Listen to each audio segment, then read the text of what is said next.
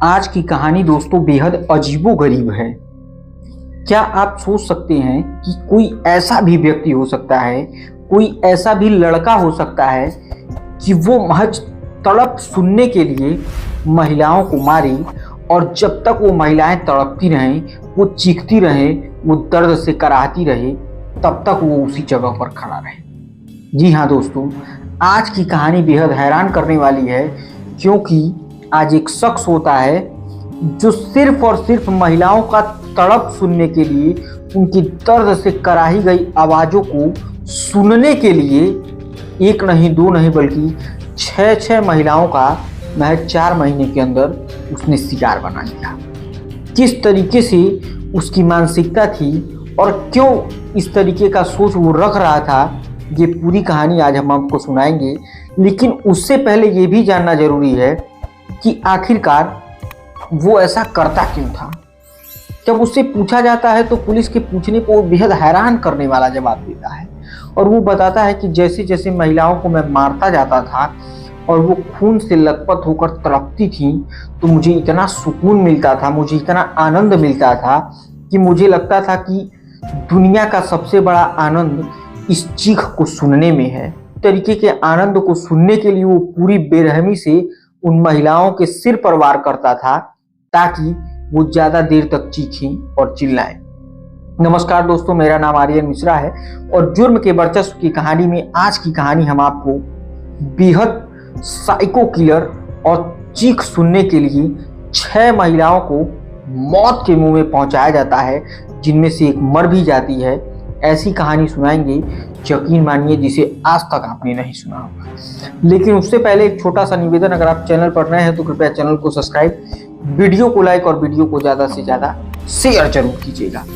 तो दोस्तों, ये कहानी शुरू होती है उत्तर प्रदेश के गोरखपुर जिले से। जी हाँ दोस्तों, वही गोरखपुर जिला जहाँ के तत्कालीन मुख्यमंत्री योगी आदित्यनाथ जी, जिनका वो घर माना जाता है, जहाँ के वो निवासी है। उसी जिले में एक थाना पड़ता है झंगहा, और उसी झंगहा थाने में एक गांव पड़ता है मंगलपुर गांव, और इसी मंगलपुर गांव से ये कहानी शुरू होती है। दरअसल पहले एक महिला जिसका गांव से थोड़ी दूरी पर घर रहता है, सुनसान बिल्कुल रहता है, वहां पर एक लड़का रात के अंधेरे में तकरीबन 1 से 2 बजे के बीच में बिना चप्पलों के धीरे धीरे कदमों से उस घर के पास पहुंचता है। जैसे ही वो उस घर के पास पहुंचता है तो पहले वो वहां उससे पहले ठहरता है, चारों तरफ देखता है, ना कुत्ते भौंकते हैं, ना किसी के आने जाने की इतनी रात में हिम्मत होती है। और जब पूरी तरीके से वो तसल्ली कर लेता है, तस्दीक कर लेता है कि अब यहाँ पर कोई नहीं आएगा, तो वो बाहर सो रही एक महिला के पास पहुंचता है। क्योंकि उस समय बिल्कुल गर्मी का मौसम था और गर्मियों में लोग इतने परेशान हो चुके होते हैं कि वो अक्सर घर से बाहर ही सोए रहते। और उसके हाथ में आज एक लोहे का राड था और जैसे ही वो पहुंचता है, सबसे पहले बिना कुछ सोचे समझे उस महिला के सर पर तकरीबन 3 से 4 बार हमला कर दे। और इस हमले में वो महिला चीख जाती है, तड़प जाती है, चिल्लाने लगती है। और जैसे जैसे वो चीखती है, तड़पती है, चिल्लाती है, वो वहीं बगल एक झाड़ियों में छुप करके ये सब चीज़ें होते हुए अपने सामने देखता है। आखिरकार थोड़ी देर चीखने चिल्लाने के बाद वो महिला बेहोश हो जाती है और ये मौके से तभी पाँव धीरे धीरे फिर अपने घर चला आ जाता है। अब अगले दिन उस महिला को इलाज के लिए ले जाया जाता है और वो महिला सीधे तरीके से इस मामले की खुलासा करती है। वो थाने में जाती है, बताती कि रात में कोई काले कलर का कपड़ा पहनकर आता है मेरे सामने और वो उसने मेरे सर पर वार किया और मेरे साथ इस तरीके की घटना हो गई। पुलिस पहले इस चीज को हल्के में लेती है और गांव वाले तो ये मानने के लिए तैयार ही नहीं थे कि कोई आदमी ऐसा कर सकता है। उन्हें तो ये लगता है कि काले कपड़े में आया था इसलिए वो भूत होगा, और सब गांव वाले यही बता रहे थे, कहीं परेशान ना हो, तो भूत रहा होगा, मार दिया होगा, पूजा पाठ कराई जाती है। लेकिन कहीं कोई इस तरीके का चीज रहे तो सामने आए, कुछ ऐसा था ही नहीं। पुलिस भी उसको केस को दर्ज करती है और फिर जांच पड़ताल करती है, लेकिन कहीं कोई सुराग नहीं मिल पाता है। आखिरकार कुछ दिन बीतते हैं, फिर एक दूसरी महिला के ऊपर सेम इसी पैटर्न पर वार हो जाता है। अंतर सिर्फ इतना रहता है कि उस लोहे के राड से वार करते हैं और इस बार डंडे का प्रयोग किया जाता है। सेम उसी तरीके का होता है घटना। दूसरे के बाद फिर तीसरी बार भी ये घटना होती है और तीसरी बार की जो महिला होती है उसका सर फूट जाता है और उसकी एक आंखें भी इसी मारने के दौरान खत्म हो जाती हैं। फिर चौथी बार भी हमला होता है, उसमें एक महिला मर भी जाती है। फिर पांचवी महिला के ऊपर भी हमला होता है। ऐसे करते करते तकरीबन 6 महिलाओं के ऊपर जब हमला हो जाता है, तब पुलिस को ये लगता है कि जरूर इसके पीछे कहीं ना कहीं कोई साइको किलर है।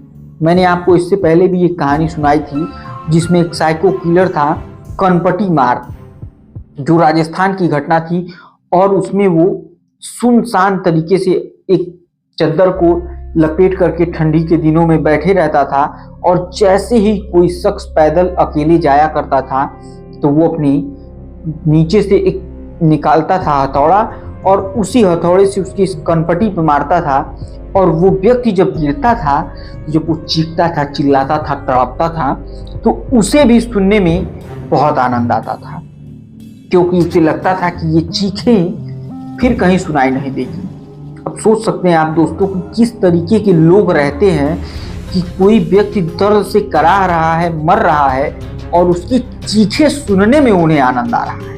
किस तरीके की लोग होते हैं, पता नहीं कैसी उनकी मानसिकता है, ये तो भगवान ही जाने। लेकिन ऐसे ऐसे लोग हैं, अगर आप सतर्क नहीं रहेंगे तो शायद कोई आपके पीछे भी ऐसा रहेगा कि आप दर्द से कराह रहे होंगे, चीख रहे होंगे और वो आपकी आवाज़ सुनना पसंद करेगा। तमाम सारे ऐसे केसेस होते हैं। आप देखे होंगे कि रोड पे एक्सीडेंट हुआ है। आज ही मैंने एक वीडियो देखा कि रोड पे एक एक्सीडेंट हुआ पड़ा है, लेकिन जितने लोग उस रास्ते से आते जाते हैं वो उसकी वीडियो बनाते हैं और अंदर लोग तड़प रहे होते हैं, उन्हें दरवाजा खोलकर बाहर निकालने की कोशिश नहीं करते। तो इस तरीके की घटनाएं और लोगों की मानसिकताएं भी होती जा रही हैं। उसी में अब पुलिस के लिए बहुत बड़ी चुनौती बन चुकी होती कि आखिर ये कौन ऐसा व्यक्ति है जो इस तरीके की घटना को अंजाम दे रहा है। और आजकल की उत्तर प्रदेश की पुलिस का तो आप कोई जवाब ही नहीं दे सकते हैं, किस तरीके से एक्टिव रहती है। अब तमाम चीज़ों को देखते हुए इस पैटर्न को पुलिस ने समझना शुरू किया, तो जो पैटर्न सामने निकल के आया वो ठीक यही पैटर्न था कि कुल मिला जुला के जो भी शख्स है वो सिर्फ सर पे हमला करता है और सिर्फ महिलाओं को ही मारता है।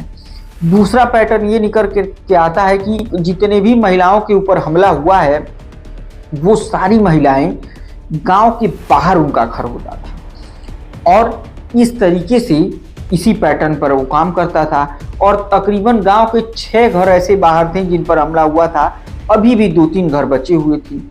अब पुलिस इसी पैटर्न की मदद से सीसीटीवी कैमरे खंगालना शुरू करती है। कुछ लोगों के घर में सीसीटीवी कैमरे लगे भी होते हैं और उसी सीसीटीवी कैमरे में ये कातिल कैद हो जाता है। सामने साफ साफ दिखता है कि इसने ब्लैक कलर का शर्ट पहना हुआ है, पैरों में कोई चप्पल नहीं है और ये पैदल एक हाथ में डंडा लिए हुए जाता हुआ दिख जाता है। पुलिस ये सब चीज़ बेहद गौर से देखती है और इसी पैटर्न पर काम करना शुरू करती है।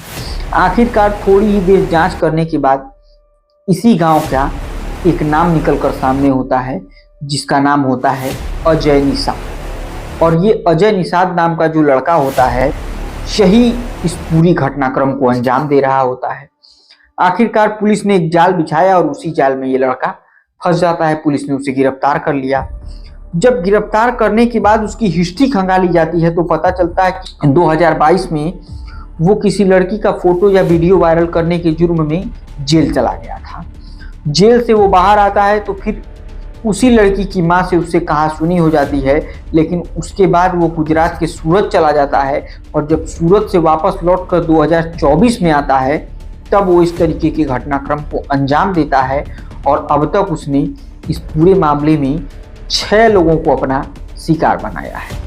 और इस तरीके के शिकार को वाकई जंघा पुलिस की तारीफ करनी पड़ेगी कि किस तरीके से उन लोगों ने जाल बिछाया, किस तरीके के साइको किलर को इतने दिमाग से उन लोगों ने पूरे जाल को बिछाने के बाद पैटर्न ऐसा सेट किया कि वो पकड़ में आ जाता है और उसने अपने सारे जुर्म कबूले।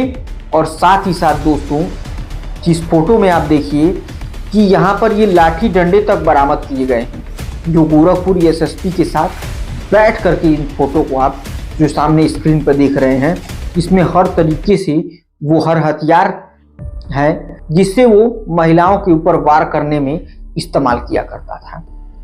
तो ये थी दोस्तों आज के जुर्म के वर्चस्व की कहानी, जो गोरखपुर के झंझा थाने के अंतर्गत हुए कनपटी मार के तर्ज पर नए साइको किलर की ये थी पूरी कहानी, जिसका नाम था अजय निषाद। उम्मीद करते हैं ये कहानी आपको बहुत पसंद आई होगी। पसंद आए तो कृपया चैनल को सब्सक्राइब, वीडियो को एक लाइक और वीडियो को ज़्यादा से ज़्यादा शेयर कीजिए। और तब तक के लिए मुझे दीजिए इजाज़त।